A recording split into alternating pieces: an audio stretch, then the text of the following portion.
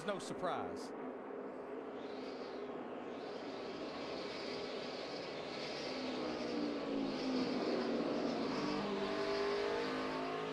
That time by Larry, Jimmy Johnson in the 48 and Kyle Busch in the 18 ran almost identical lap times.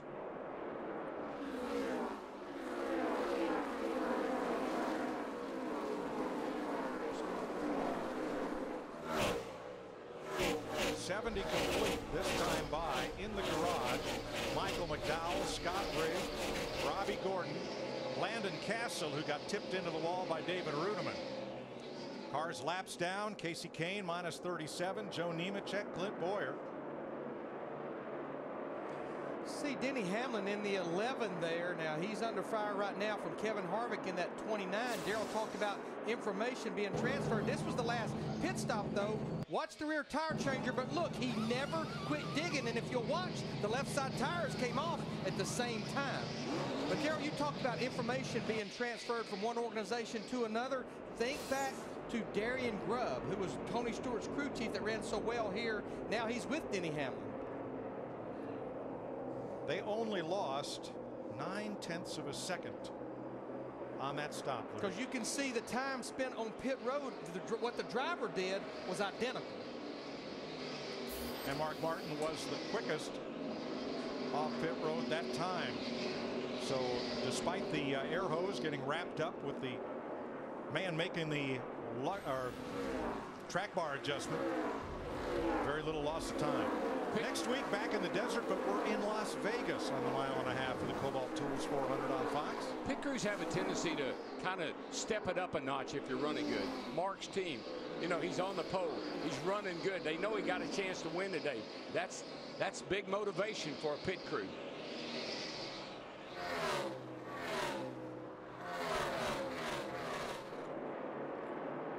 Kevin Harvick grabs the spot from Kurt Busch and moves back into the top 5. 2 Chevys, 2 Toyotas, and a Ford in the top 5 after 74 laps in Phoenix. Already 7 different leaders here in Phoenix, and time for an AT&T race break brought to you by the nation's largest 4G network, Rethink Possible. Jimmy Johnson leads Kyle Busch and Matt Kenseth. Remember, Jimmy started -23 after Daytona, has the fastest lap so far. He's led more than anyone else, but problems for Clint Boyer, Michael. Yeah, I talked to the team that said it looked like the first time they just cut a tire. No real reason why that happened. Watch Casey Kane here. Gets all the way sideways, overcorrects, boom, into the outside wall. A result from Boyer's first cut tire. He cuts another one. Some of the damage done in the first wreck caused him, or the first flat tire caused him to have to come back to pit road again. Casey Kane in the garage and back out as we talk about Jimmy Johnson, who during testing, a test session last year, the designer of the track casually talking with Jimmy about the backstretch, and the designer said to Jimmy, "You're not driving it right." And Jimmy just kind of smiled. He's won here 4 times, and obviously a very important race given what happened in Daytona, and he is ahead of the pack right now. Yeah, Daytona was a disaster for this whole team. A crash early in the race, the penalty obviously. He came to Phoenix on a mission. I guarantee he said, I got to put that behind me, go win the race. He's the only driver on the track that's run down into the 26-second bracket. He's got a couple of tenths on the field, Chris. I need to make some adjustments if I want to catch him. This is a cat that's been running well too. You heard Darrell talk about a great pit stop by the crew. It fires up the driver when the crew does their job. They were the fastest off pit road last time. Mark's driven up to the 8th spot, so solid effort for the young man there so far. At age 53, not the oldest pole sitter though, that was Harry Gant at 54, but in now the 32nd race here at Phoenix, only 4 times has the pole sitter gone on to win this race. A check of AT&T's fastest driver challenge. Remember to text FAST to 34763 to play, or visit AT&TfastestDriver.com for a chance to win AT&T's fastest driver challenge. Rethink Possible. And as we rejoin Darrell, Larry, and Mike, you know, Mike, Kyle Busch in 2 of the last 4 races here led with 10 laps to go, but failed to win. He's certainly the one guy keeping the heat on Jimmy so far. Thanks, Chris. He's sure to be a contender. He runs 3.5 seconds behind the race leader as we cross through 84 laps complete. And Michael mentioned the 48 car and overcoming that debacle they had at Daytona. I know the DNA of that team, and that team was one that will come back with a vengeance, and they will show you that we may be negative points today, but we won't be tomorrow. Johnson finished 42nd.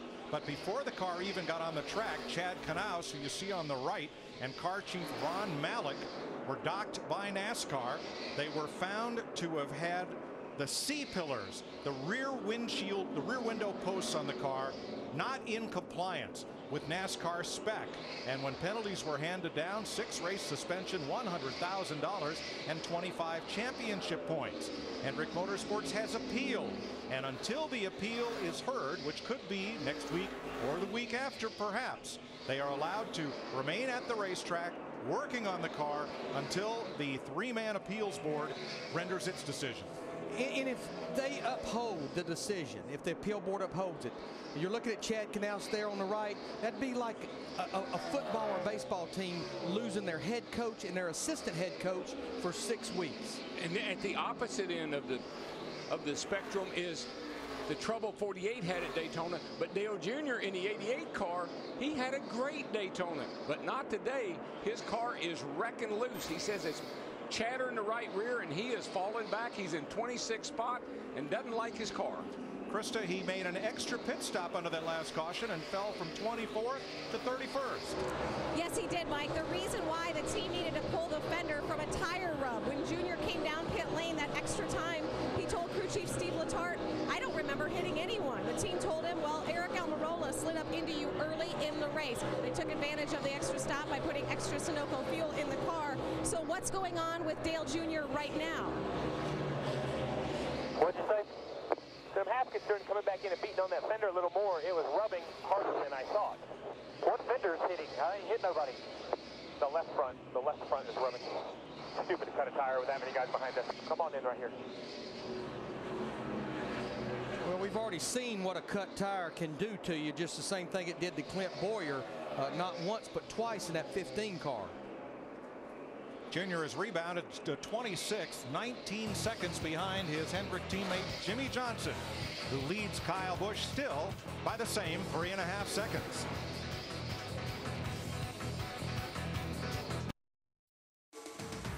The Subway Fresh Fit 500 is sponsored by Farmers. We are insurance. We are farmers. By Lowe's. Lowe's never stop improving. And by Chevrolet and their award-winning cars, trucks, and crossovers. Enter now for a chance to win the Camaro Synergy and a Talladega Race Weekend package and meet Tony Stewart. Visit wincamarosynergy.com to enter. 97 laps complete. Kyle Busch has cut down Jimmy Johnson's margin from 3.5 now to 2.8 seconds. First to second, Matt. Mike, a big help in reeling in the 48 comes from his spotter, Tony Hirschman Jr. Earlier, Kyle asked Tony to do some comparison about where he was running to the 48's line. Go up to segment 5. Try to give me 3 and 4 versus 1 and 2 with the leader. I think he's killing me down here. I think what I'm seeing is only way they're going to catch that 48 car is if that yellow line that he's stuck to happens to disappear, because he is eating that yellow line up on both ends of the track, and that's something that Kyle in the 18 is not able to do. He seems to shove up a little bit, center off. But Jeff Hammond was up on the spotter stand a while ago. That's just another role that the spotter can play, especially the place like this, is giving the driver information about where the driver that's leading the race is actually running on the track. Kyle Busch in second, Matt Kenseth the first Ford in the race. In third, 4.8 seconds back. Then Denny Hamlin, Kevin Harvick, Tony Stewart, Mark Martin, Kurt Busch, and Brad Keselowski in ninth. Now Keselowski drives a Dodge for Roger Penske, the captain, who has won championships in Trans Am, in Can-Am, in IndyCar, in kart, and virtually everywhere he's raced except the Sprint Cup Series. So change is going to come in the Penske cap. When Jeff Hammond was up on the spotter's perch, he had a chat with Roger Penske. Well, we caught up with Roger Penske, and Mr. Penske, this week you made a big announcement about a change your team's getting ready to do. You're going to be going from Dodge to Ford. Well, Jeff, you know, it's one of those things that was a big decision for us as a team. Obviously, we've had a great run with Dodge, with SRT. The opportunity, though, to team with Ford and Ford One, to benchmark ourselves in the future and have the opportunity to work with the